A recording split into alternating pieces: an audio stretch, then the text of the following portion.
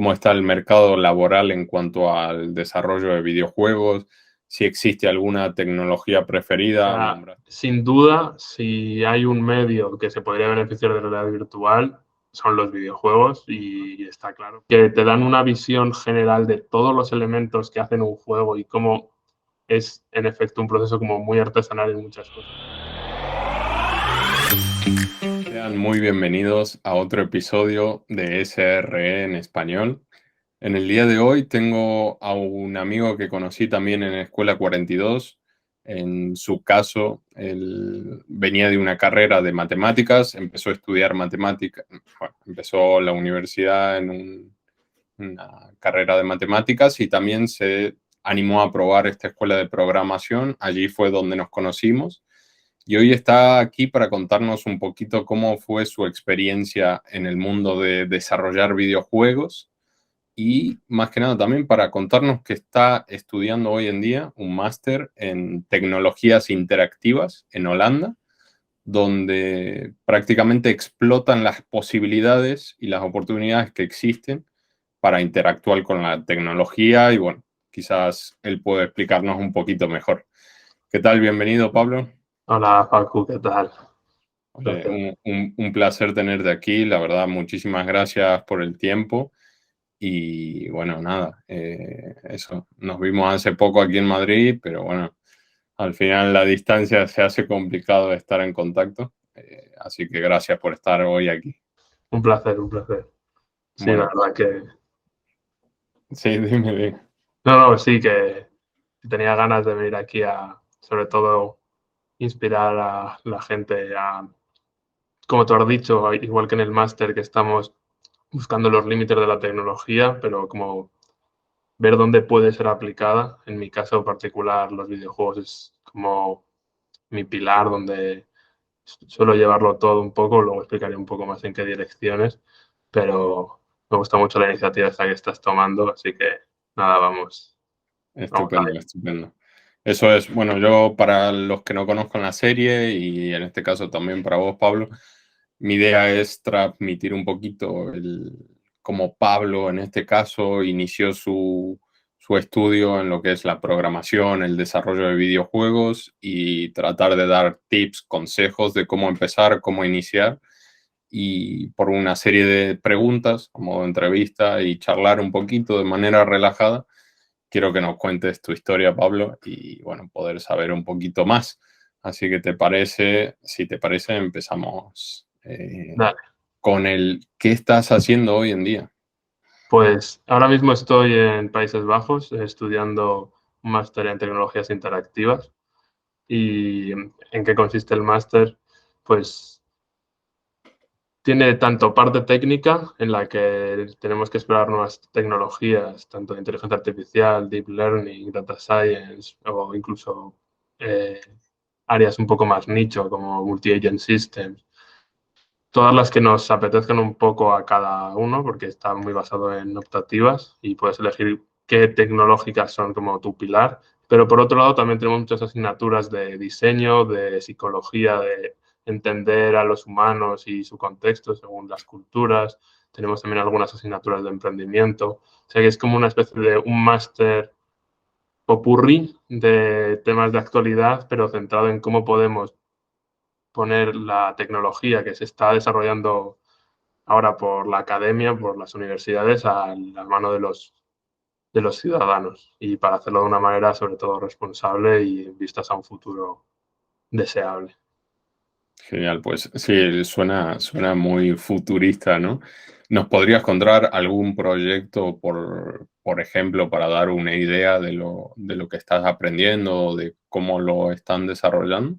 Sí, por ejemplo, uno que estoy iniciando ahora mismo y que está un poco relacionado con mis intereses es un mando de videojuegos modular al estilo del Xbox Adaptive Controller, pero como una versión de código abierto en la que puedas tener como un hub central en el que enchufes diferentes inputs y con esto servirá tanto para que creadores de videojuegos tengan como no se tengan que abstener al típico mando de Play, pero también por lo que es interesante desarrollarlo en un marco como esta universidad es que nos permite también estar en contacto con otras... llevar tanto tiempo aquí se me va el inglés, pero los third parties, otros stakeholders Sí, como hospitales. vendors o terceros o algo así, Sí, ¿no? correcto. Empresas que colaboran para llevar este proyecto o Sí, producto a la luz, ¿no? sí, en particular hay mucho interés dentro del campo de la medicina, puesto que los videojuegos están introduciéndose poco a poco en terapias, pero también el hecho de poder utilizar un control puede resultar una barrera muy grande para ciertos usuarios y poder tener un mando que se pueda adaptar a las necesidades eh, locomotrices o simplemente para hacer el proceso de poder jugar al juego más intuitivo, pues eh, es por lo que están interesados en este desarrollo y estamos ahí en proceso de prototipado ahora. Pues suena interesante y potente, ¿no? Sí. ¿Cómo es que llegaste hasta aquí? Porque entiendo que, bueno, ahora al ser un máster habrás hecho una carrera que al finalizar el bachillerato, ¿cómo decidiste qué estudiar? ¿Por dónde empezaste? ¿Ya te gustaba esto del desarrollo? ¿Nos podés contar un poquito del Pablo ese que viene? Pues fue un poco difícil elegir qué quería estudiar porque estaba entre... Me gustaba la programación, pero no me apetecía meterme en una ingeniería. Y luego, por otro lado, tenía como muchas inquietudes más creativas y estuve barajando entre filosofía, bellas artes y matemáticas al final. Lo único que empecé a investigar más sobre matemáticas y también guiado un poco por mi videojuego favorito por entonces, que era el Profesor Layton. A lo mejor algunos de los oyentes lo conocen, pero es un pequeño jueguito para la Nintendo en el que tenías que resolver pequeños acertijos matemáticos, básicamente. Me intrigó el pensar cómo sería el proceso de crear esos juegos, porque si ya era difícil resolverlos, ¿qué procesos había detrás para diseñar esa jugabilidad? Y fue lo que me llevó a meterme en matemáticas. Fue una odisea, he de reconocer.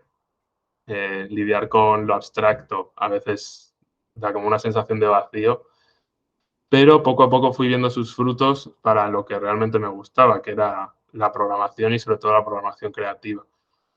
Durante, y, durante mis estudios tuve la oportunidad de ir de Erasmus a Berlín y ahí fue donde realmente fue el punto de inflexión hacia la carrera profesional que estoy buscando ahora mismo, porque la escena del videojuego en Berlín es bastante amplia y no solo de jugadores, sino de desarrollo. Y cada mes había un evento, había un sábado que elegían y ibas a un centro cultural, te juntabas con gente y en 8 horas tenías que hacer un juego. O sea, diseñarlo, hacer el arte, programarlo, o sea, con equipos muy multidisciplinares. Y esa rutina de ir a esos eventos pues me fue dando cada vez más confianza en mis propias capacidades de código, porque al principio me limitaba a hacer iconos o si eso el menú, me daba como mucho miedo decir, lo que yo estoy programando tiene que funcionar. Eh, Aún así, lo que sí que noté que me ayudó mucho a mejorar fue que, dado que los juegos que se piensan para esos eventos son como muy pequeños, tienen muy pocas funcionalidades, a lo mejor durante el evento, con la presión de toda la gente, las horas y demás, no me sentía listo, pero lo que hice algún par de veces era, vale, esta idea que tuvimos en mi equipo me gustó. Pues en casa como ejercicio, con la calma, hasta el mes que viene, que nos veamos, pues con Unity, que era la herramienta que descubrí por entonces, lo programo a mi ritmo, me hago mis artes, voy practicando un poco y así fui ganando confianza hasta que ya en las últimas sí que me atreví a tocar un poco de código, pero no fue hasta después, ya cuando volví a España, que entre otras cosas, tuve la oportunidad de entrar en 42 y ahí ya fue exponencial cuando confié en mi capacidad para teclear en terminal y ya organizar. Eso es, te lanzaste, ¿no? Sí, así. Directamente a codear. Al final creo que, bueno, crear una aplicación o un juego en 8 horas, en 10 horas, que es por lo general que es este tipo de hackatones que le llamamos aquí, al final es un reto y requiere mucha habilidad, ¿no? Porque al final uno puede decir, vale, va a ser solo un prototipo, pero sí que hace falta ese conocimiento previo, ¿no? Sí, sí, justo. Al final luego te das cuenta cuando ya vas a muchas.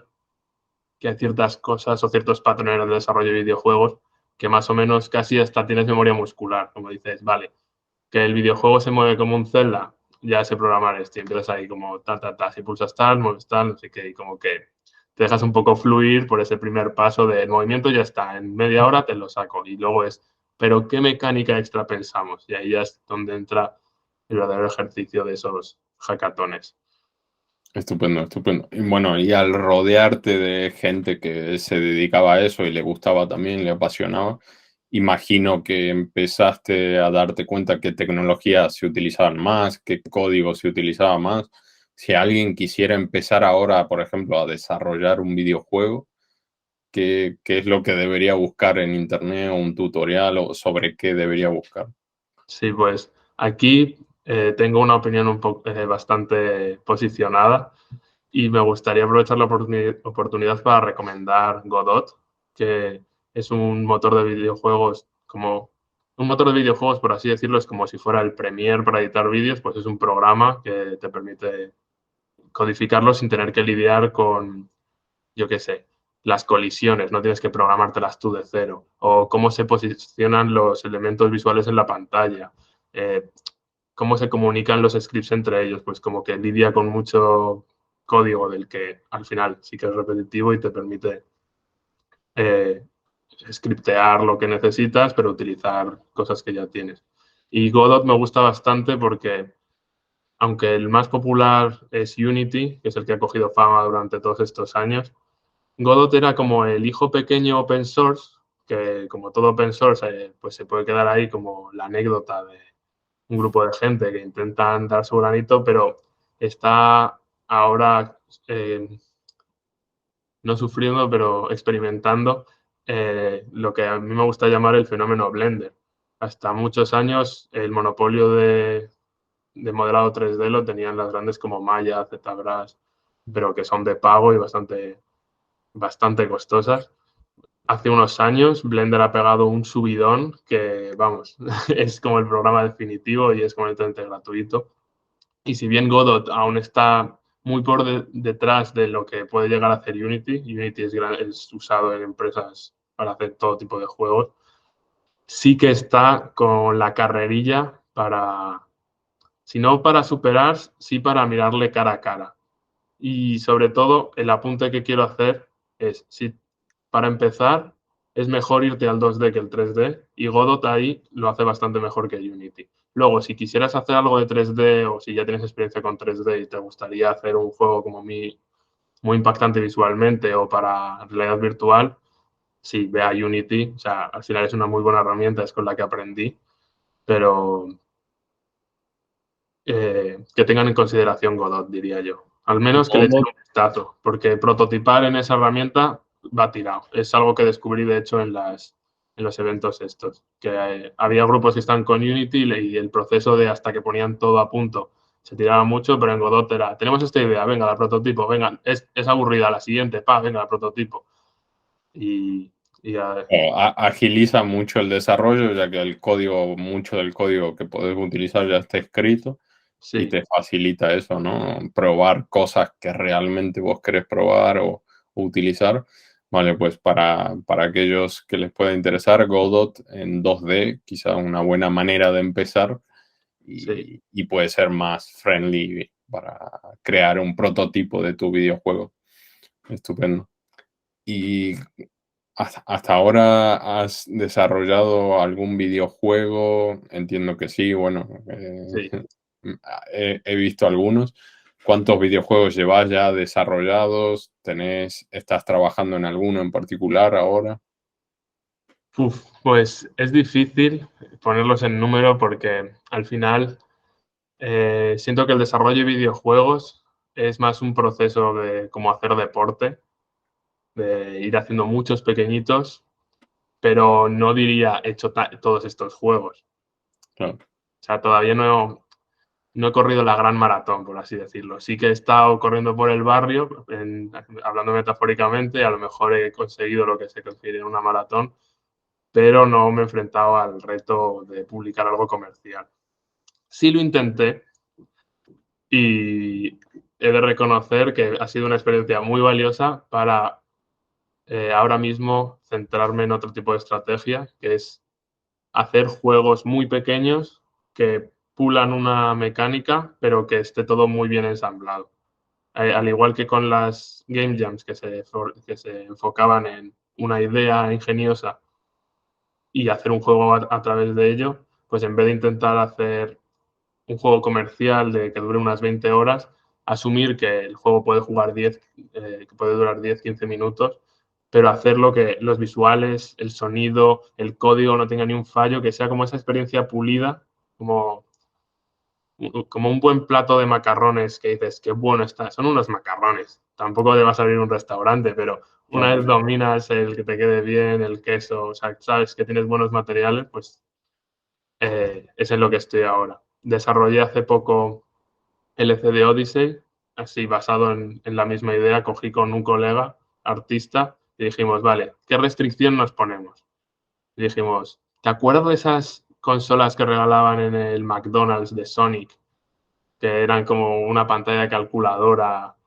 Pues empezamos a investigar. Hubo una época del desarrollo de videojuegos al principio que había locuras con esa tecnología y dijimos, vale, y vamos a emular que estamos con estas restricciones y pensemos en un juego. Hicimos una mecánica tontísima de una nave que tiene que evitar asteroides o alienígenas y recolectar unos destellos.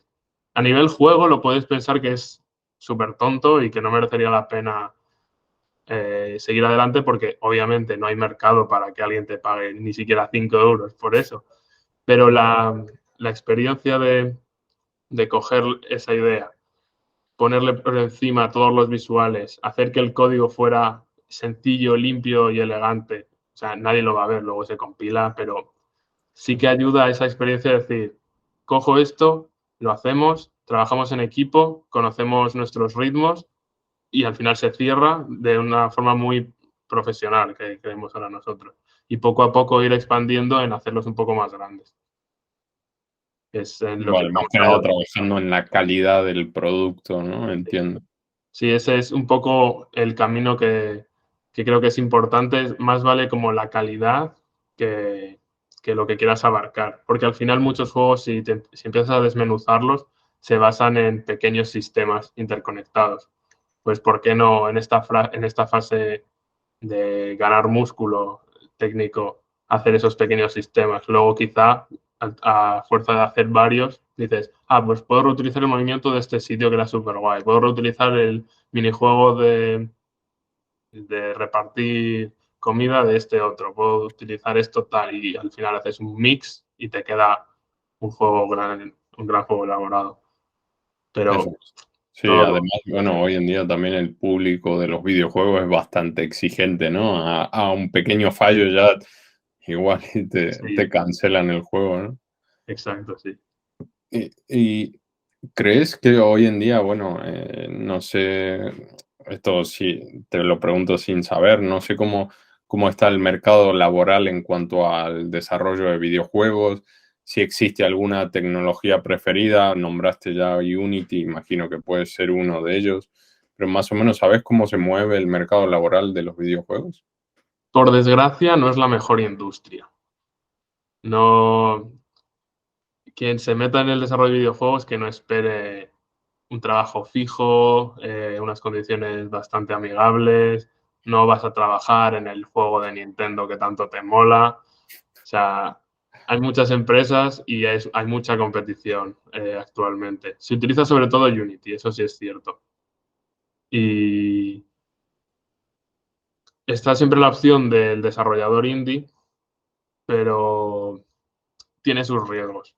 O sea, mi recomendación es que si es algo que te apasiona, vea por ello porque sí que es bastante gratificante y al final lo veo un poco como una artesanía. A lo mejor no es el trabajo que te va a dar tu sustento económico de decir trabajo y luego lo que quiero, sino sí que hay opción a que puedas tener una vida más o menos estable mientras haces videojuegos, pero verlo como que va a ser un poco tu tarea de artesano que requiere ahí Sí, tu sí. Al final, bueno, el mundo de los videojuegos es difícil porque a menos que crees un éxito, es difícil ponerse en esas primeras posiciones, ¿no? Teniendo empresas enormes compitiendo por esos puestos, ¿no?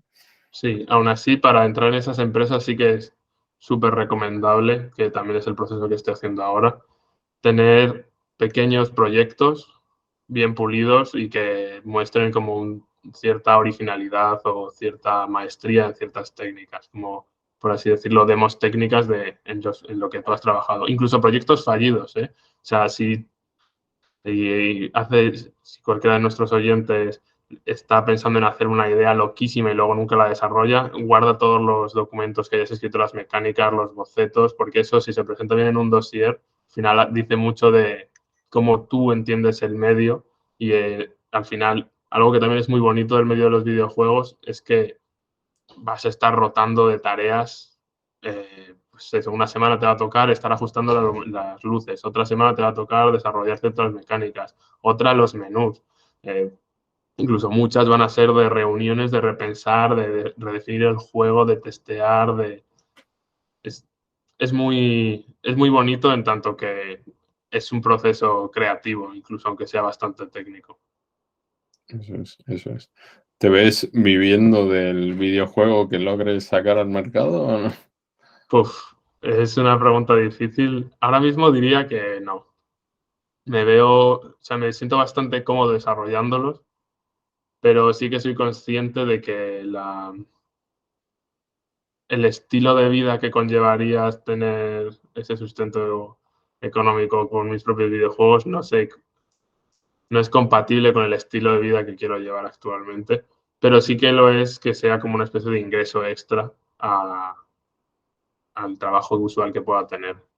Aunque todo se ha dicho, no cierro las puertas y sí me gustaría, aunque sea, probarlo una temporada, como es estar dentro de la industria en alguna empresa grande y ver qué tal. ¿Tenés alguna empresa, bueno, alguna lista de empresas como para decir estas son factibles de entrar bueno, al final en el mundo de la tecnología y los que nos apasiona por ahí, el mundo de la programación, sistemas y demás, siempre vemos a las más grandes como Microsoft, Google y tal? ¿Tenés vos algunas referencias de empresas en las que se puede ver ofertas de trabajo y demás? Entiendo que alguna será, por ejemplo, Nintendo. ¿Hay alguna otra? Nintendo en particular es difícil entrar porque los desarrollos son sobre todo japoneses, pero eso que no quita que puedas trabajar para Nintendo. Porque lo que sí que pasa mucho en videojuegos es que aunque hay una empresa matriz, hay mini estudios repartidos por todo el mundo y sin ir más lejos, en España tenemos Mercury Steam, si no me equivoco, son los desarrolladores del último Metroid, que es una de las franquicias clave de Nintendo, y se desarrolló enteramente en España. O sea, fue de hecho el reboot de una saga que llevaba muerta unos cuantos años y volvieron a sacarlo y lo desarrollaron ahí. Hay, en España hay muchos estudios pequeños, pero que están cogiendo bastante fuerza a nivel internacional y sí que sé que están en proceso activo de búsqueda. Si yo estuviera en España ya habría aplicado a ellos, pero desde la distancia prefiero, Claro. me gustaría, si entro en una empresa, me gustaría estar dentro para disfrutar de ese ambiente. Tenemos también en España Crema Games o The Game Kitchen, que son los creadores del Blasphemous, bastante bien acogido en Japón, sorprendentemente, les apasiona la temática de la Semana Santa. y, y luego así unas un poco más grandes que también tengan presencia un poco en Europa. Sé que EA es fácil entrar de beta tester y de traductor, que esa es otra. Para entrar en esta industria, entrar de programador a lo mejor es difícil, pero con estar dentro es fácil moverte hasta que llegues a programar o a diseñar juegos, que al final es lo que he dicho al principio, es muy variante dentro de la industria.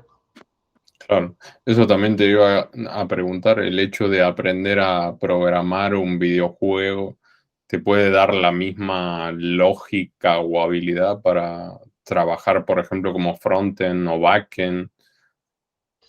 Más o menos. Quizá más de backend, pero lo diferente del desarrollo de videojuegos a otras disciplinas tecnológicas que conozco hasta el momento es que dependen demasiado de lo que estés haciendo. Es decir, no hay tantos patrones. Hay mucho esfuerzo de la comunidad de desarrollar patrones de programación específicos de videojuegos, pero es que cada uno es único y requiere mucho esfuerzo de cómo organizo yo esto. Es decir, la experiencia te la da un poco volviendo a mi propio pasado, igual que me dio matemáticas esa capacidad de abstracción y de resolver problemas, pues quizás sea por lo que me siento bastante cómodo en el videojuego, porque es un poco lo mismo. Te plantean cómo podemos que el usuario interaccione de esta forma y el videojuego responda de esta. Tienes que ser creativo con el código y nunca va a haber dos programaciones iguales. Incluso el movimiento de un personaje te sorprendería ver las de formas diferentes que se puede programar y cómo se siente distinto con ligeros cambios en el código. O sea que no es experiencia directa, pero sin duda es una experiencia valiosa que demostrará que eres capaz de adaptarte. Al final creo que es una de las cosas clave en el mundo tecnológico porque si ahora son estos patrones, puede que mañana salga otro framework de frontend que cambie el paradigma y que seas capaz de aprender los retos que propone. Creo que es lo fundamental. Eso es. Sí, al final, bueno, la tecnología cambia día a día y lo único que nos queda es adaptarnos, ¿no?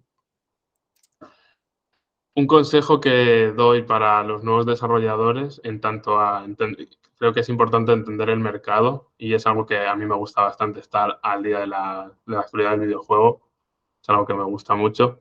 Y sí que estoy percibiendo que el cómo los usuarios van a consumir videojuegos va a cambiar, en tanto que los servicios de suscripción se están instaurando y sobre todo, por ejemplo, con compañías como incluso Netflix, que dentro de la suscripción tiene juegos para móviles.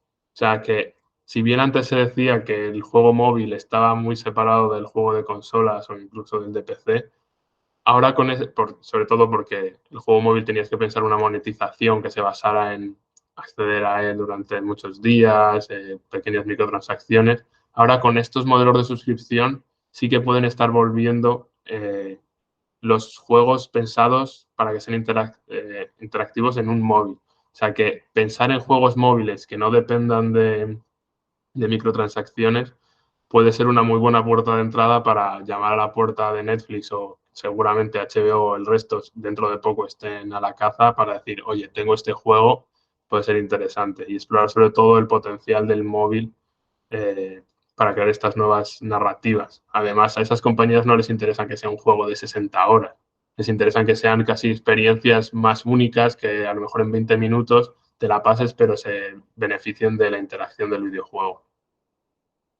Eso es. Hay algunas, bueno, en Netflix existen, ¿no? Creo que una de las películas, una o dos, no sé, en el que uno puede interactuar con el diálogo de los personajes y demás y decidir un poco eso, cómo lo montan. Al final entiendo que será si eliges esta respuesta, se va por este camino, algo así, ¿no? Sí, esas historias interactivas están en un punto intermedio entre el cine y el videojuego, porque sí que te da la opción de personalizarlo, pero al final es básicamente como un libro de Elige tu propia aventura, que te decía, si coges la espada, ve a la página 11, si decides salir corriendo, ve a la 63. Pues estos al final son vídeos que internamente, si haces clic, te salta al minuto 30 o al minuto 25. Pero aún así, con esa pequeña limitación se puede seguir siendo bastante creativo y de hecho es el mejor amigo de un desarrollador de videojuegos es que te limiten tu creatividad, porque ahí es donde realmente puedes torcer la mecánica y sacar cosas que vuelan la cabeza al público. Genial, genial. Y ahora creo que hay, bueno, cierta polémica con lo que se viene respecto al metaverso o no se viene ya. Al final existe ahí una polémica que uno no sabe. ¿Vamos a utilizar gafas de realidad virtual para todo? ¿No la vamos a utilizar? ¿Vamos a utilizar realidad aumentada? ¿Cómo, cómo van a enfocar eso los desarrolladores de videojuegos? ¿Nos vamos a ir todo a realidad virtual, realidad aumentada? ¿Las consolas van a dejar de ser útiles. ¿Tenés alguna actualidad o...? Sí. O sea, sin duda, si hay un medio que se podría beneficiar de la realidad virtual, son los videojuegos y está claro porque en cuanto la tecnología se hizo un poquito accesible, ahí intentaron todos sacar. El problema por el que todavía no se ha explotado esta tecnología tanto en el sector del videojuego es porque no hay tanto parque de usuarios.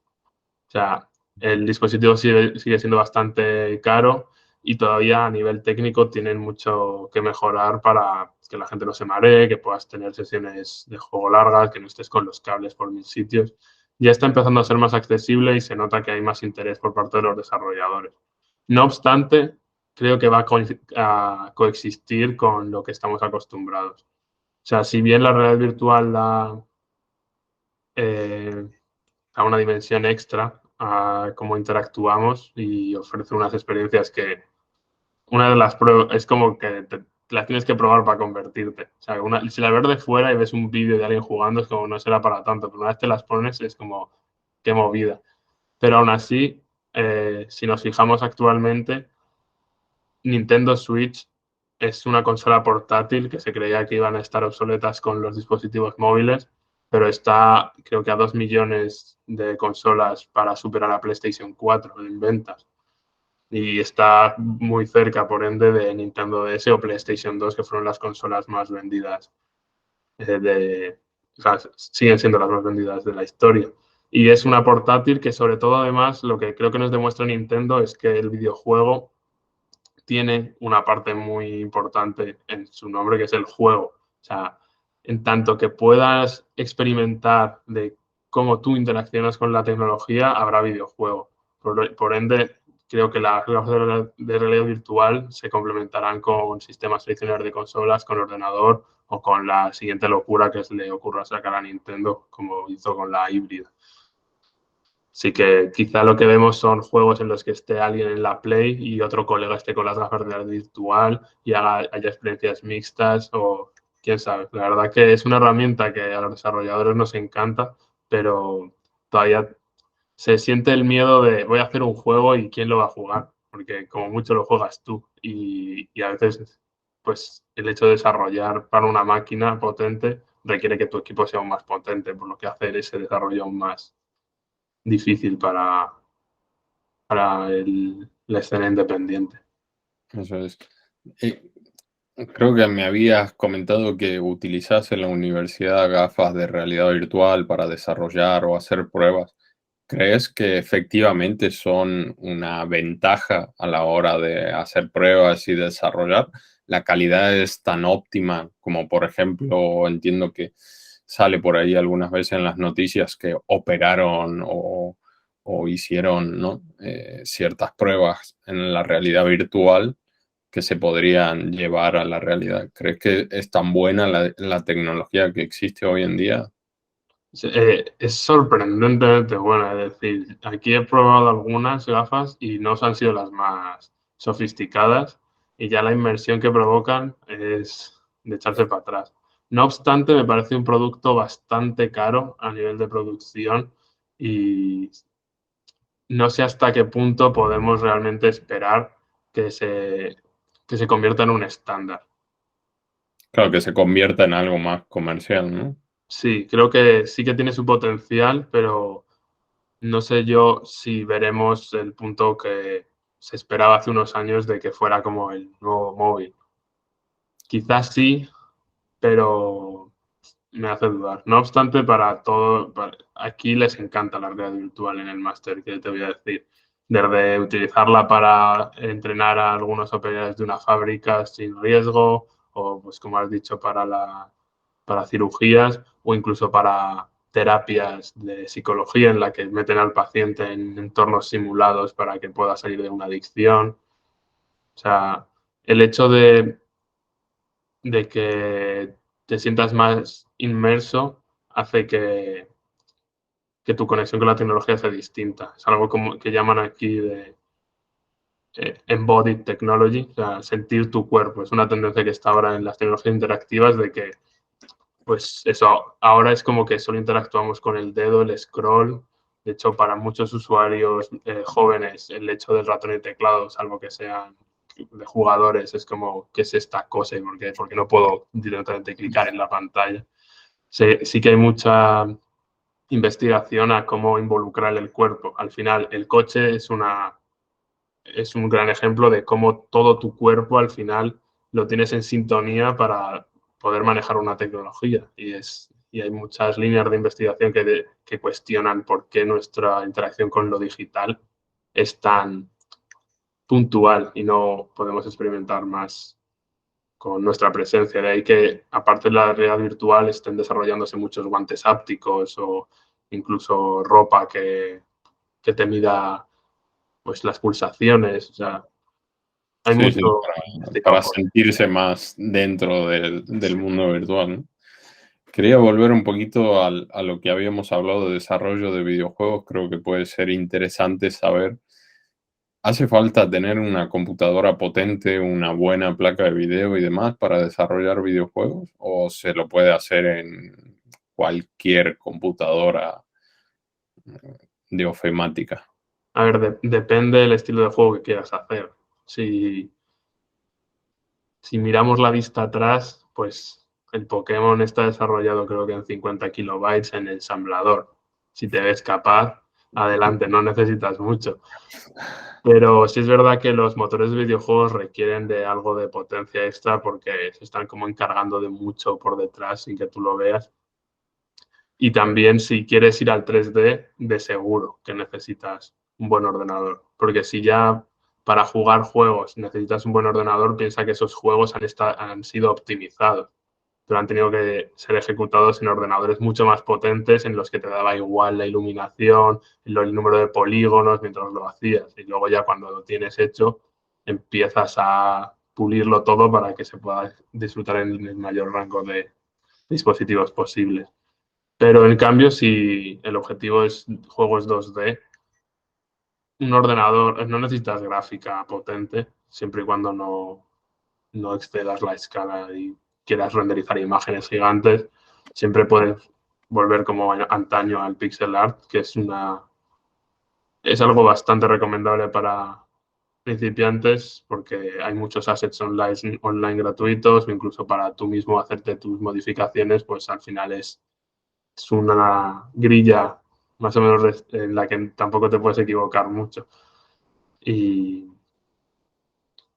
yo diría que quien quiera adentrarse, si tiene un dispositivo, un ordenador que tire con él, Godot es mucho más ligero que Unity. Tiene sus limitaciones, como sí he dicho antes, pero para el 2D puede estar guay si ve que esto de pensar en mecánicas es algo que le mola, pues que ya piense en tener su buen maniquinón para que no le importe cuántos polígonos quiere meter. Eso es genial.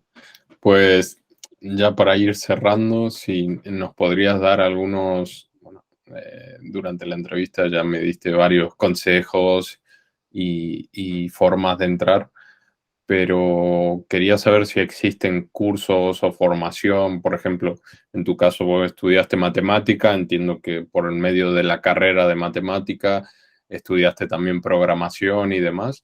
Si alguien no está estudiando matemática y quisiera buscar un curso o algo, por ejemplo, cursos de Godot, ¿existen? ¿En qué plataformas podemos encontrarlos, por ejemplo? Específicamente de Godot, tiene una documentación increíble. Y hace no mucho, un equipo de desarrolladores desarrolló una aplicación dentro de Godot para aprender a programar con Godot.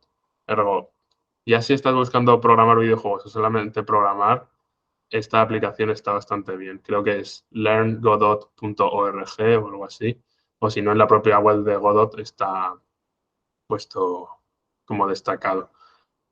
Yo aprendí por Udemy y he de recomendarlo, que está bastante bien. Surfear el motor que elijas, si no eliges Godot y prefieres ir a Unity porque tiene más salidas profesionales, hay un montón y están siempre actualizándose. Y luego ya para tener un sentido un poco más general de lo que es el desarrollo y no centrarse solo en el código, sí que recomiendo algún que otro libro sobre diseño de videojuegos. eh, creo, es que se llama Game Design, A Book of Lenses. Eh, Luego te lo paso para que puedas Sí, ponerlo. sí, luego me anotás y voy a dejar, bueno, seguramente aquí abajo, tanto, bueno, una de las páginas que tiene Pablo en desarrollo con uno de sus videojuegos. Voy a dejarlo de Godot, bueno, el libro que me pases y Y también, sí, dime. una última recomendación. Hace no mucho el desarrollador, vamos, el director, el game designer de Super Smash Bros. Y Kirby, se abrió un canal de YouTube con toda la buena voluntad de compartir sus secretos en la industria y es increíble. Es mi nuevo Mesías. Cada semana sube un pequeño vídeo de 2 3 minutos sobre un tema. Hay veces que es de programación, otros de organizar el trabajo, otros de música, otros de efectos visuales. Y son como pequeñas pildoritas que están explicadas súper bien con buenísimos ejemplos de no solo de juegos suyos, sino de otros que te dan una visión general de todos los elementos que hacen un juego y cómo es en efecto un proceso como muy artesanal en muchas cosas. Si bien he dicho que no hay una manera de estándar de hacer juegos, sí que hay como técnica que se comparte, sí que hay como convenciones que se adoptan en muchos videojuegos para hacerlo más accesible, que ese canal de verdad está, creo que tiene un mes de antigüedad, pero ya solo lo que tiene es pura calidad y no para de subir, así que Genial, pues más para inspirar a todos aquellos que quieran adentrarse en este mundo. Al final yo mucho no lo conocía, la verdad. Empecé a conocer y a entender un poquito de qué iba gracias a Pablo, que bueno, en la escuela siempre estaba compartiendo lo que desarrollaba o lo que estaba creando. Así que bueno, toda la información que me pueda dejar Pablo, yo la voy a dejar aquí abajo para compartirla. Y agradecerte, Pablo, por estar hoy aquí hablando un poquito de desarrollo de videojuegos. Y nada, eso, agradecerte tu tiempo y espero verte pronto por aquí, por Madrid. sí, nos veremos. Un placer, Paco. Eso es. Pues nada, nos despedimos por aquí y espero que les haya gustado.